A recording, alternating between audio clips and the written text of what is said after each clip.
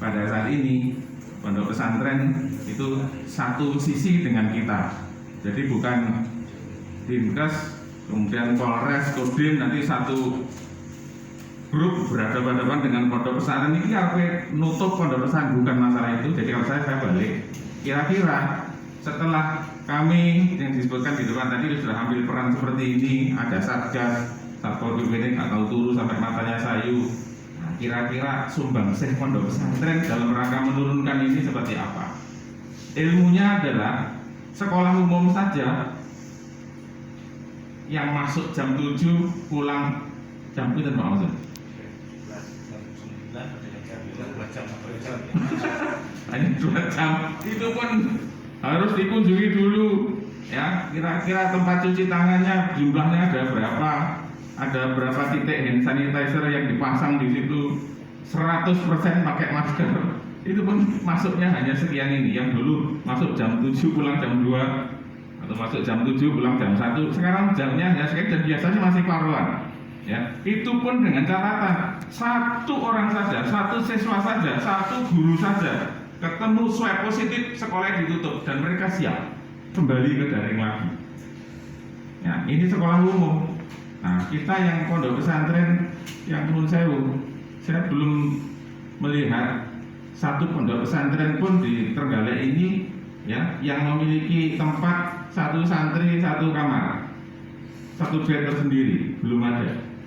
Yang ada adalah komunal, satu gotaan, satu kamar isi 10 orang ya, paling kecil isinya 5 orang, ada yang satu kotak isi 25 orang ya, saya tahu persis semuanya ya. Nah, karena berawal dari sini, jadi ketika mereka sekolah, mereka interaksi ya, sekolah. Jadi di pondok itu ada yang tadi disampaikan, ada yang mondok roh, ada sekolah dan mondok ya, ini perpaduan ya. Justru pada saat mereka tidur di kamarnya tidak ada kegiatan pembelajaran. Nah, pada saat itu justru kemungkinan terjadi resiko penularan itu lebih tinggi. Kenapa? Masuk ketika katakanlah sekolah, katakanlah maskernya dipakai. Nah, ketika saat kamar 25 orang tidur, apa ya, maskernya dipakai? Saya jamin rame-rame semuanya tidak pakai masker. Nah, disinilah kira-kira yang ini Bapak bertiga ini nanti akan ada pertemuan berikutnya yang kita akan mengundang para pemegang kebijakan ya, para pimpinan pondok pesantren nanti diminta sumbangsihnya terus bunti caranya atau andilnya pesantren ini dalam rangka menurunkan COVID. Jujur Bapak, saya sendiri gelisah. Saya menyadari kalau saya menjadi kabid dengan masa kerja PNS 20 tahun, kalau gaji saya hanya separuhnya guru ya, itu saya memaklumi ya. Kenapa? Jadi guru angel ternyata. Bahasanya beberapa pejabat mengatakan pas kena lockdown seperti ini, orang tua itu jadi sumbu pendek, suruh ngajari anaknya tidak bisa, akhirnya nesu, bledes, tukaran bapak karo anaknya, jotaan dan sebagainya. Saya sadar betul, jadi guru itu angel, jadi kiai itu tidak mudah ya. Karena itu program ini Bapak sebenarnya lebih spesifik untuk Bapak bertiga.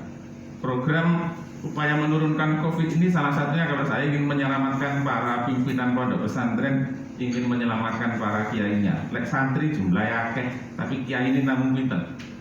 Berapa lama mencetak kiai? Kalau betul berita hari ini Gus Ipul dan keluarga sedang dirawat, mau di cross check lagi, jadi tidak pandang bulu ya. Bahasanya WA salah teman dokter kepada Gus Ipul, kita sedang dipilih oleh Allah. Tidak melihat siapapun bisa kena ya. Nah, karena itu kembali ke pembahasan pada hari ini dan nanti akan berlanjut. Jadi kira-kira kalau di tema besarkan kira-kira itu bagaimana atau upaya apa yang harus dilakukan oleh pondok pesantren dalam rangka mencegah, menurunkan, menanggulangi ya, agar COVID-19 di Trenggalek ini bisa turun drastis, ya, dari sekarang oranye menjadi kuning lagi, dan berharap satu saat akan menjadi hijau. Ya, tidak gampang, butuh perjuangan, butuh pemahaman, karena kalau enggak nanti mesti ada. Saya paling tidak setuju ada ungkapan pasar dibuka, mal dibuka, lah kok pesantren kok ditutup. Bukan itu masalahnya, itu pembanding yang sangat tidak rasional. Ya, memang betul.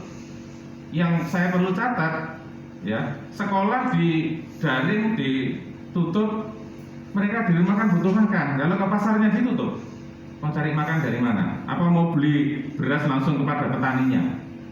Nah, kan nggak mungkin. Jadi beberapa media mengangkat kasus ini yang menurut saya sangat tidak pas. Ya, bahkan juga ada beberapa penceramah yang mengangkat ini. Bioskop dibuka, nah, pesantren suruh nutup. Nah, bukan ini masalahnya. Jadi kita berada di Trenggalek, tidak di mana-mana. Kita lihat sama-sama, ya. Dan kembali ke sumbernya adalah kerumunan orang, waktunya lama di dalam sebuah ruangan, ya, interaksi, ya, plus tadi pergerakan yang dalam keluar, yang keluar ke dalam. Nah, ini barangkali nanti tema besar yang barangkali selain nanti turun ke para tokoh masyarakat untuk kembali bahwa kencang lagi untuk pakai masker, ya, kemudian tanpa sentuhan. Saya tetap bertahan ketika takziah kemarin ada salah satu pejabatnya Trenggalek, Mas Akbar, meninggal itu, bukan istrinya dokter. Saya kekeh, walaupun saya tahu persis pangkatnya di atas saya, kalau di tentara atau di kepolisian, diajak salaman, saya pilih menghormati begini, dan beliau paham.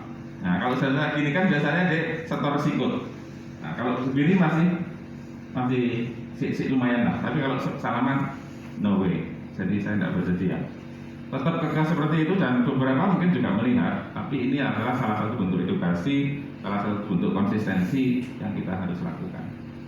Jadi sekali lagi Pak Yai Syafi'i, Pak Badrudin, Pak Masun, ini nanti kami berharap. Jadi saya tanya diskusi ke Yai Syafi'i, asosiasi pondok pesantren apa ya namanya Bu?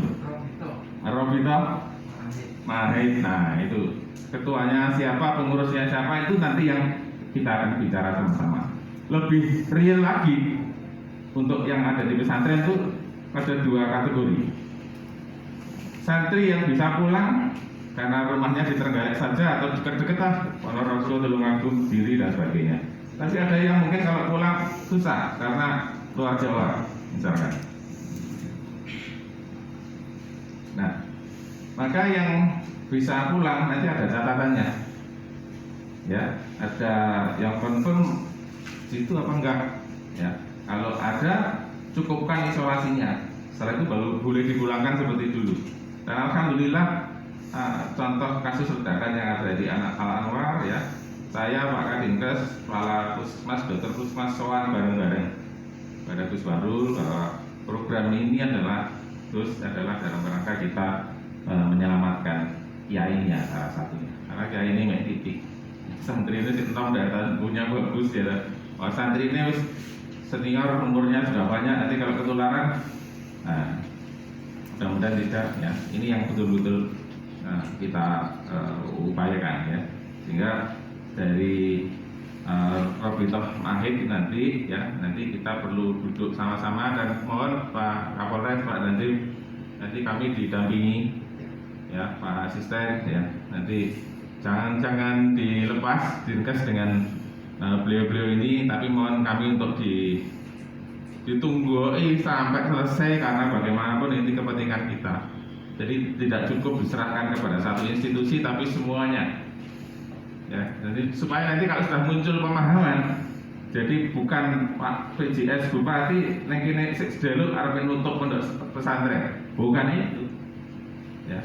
Beliau sangat paham, beliau sangat mengerti, ya. Salah satunya dari program penyelamatan kiai supaya tidak ketularan. Nah, kalau sudah duduknya sama-sama, madepe podo atau berada-ada tapi dalam satu majelis, artinya pemahamannya sudah sama, nanti mudah-mudahan ada titik temu. Ya, bukan masalah menutup pesantrennya, tapi kira-kira menurut para tokoh Robito Ma'arif nanti, nah, kira-kira itu seperti apa? Nah, nanti kami juga minta dikawal lagi beliau bertiga ini ya, untuk menjembatani supaya nanti memberikan pemahaman yang sama. Jadi bukan siapa mau menutup pesantren, mal boleh buka, bukan itu. Ya. Jadi sekali lagi kita ingin duduk sama-sama, nanti biar semuanya selamat lah. Ya. Saya kira itu Pak Bupati yang bisa saya sampaikan. Terima kasih. Pak Sekdes, terima kasih.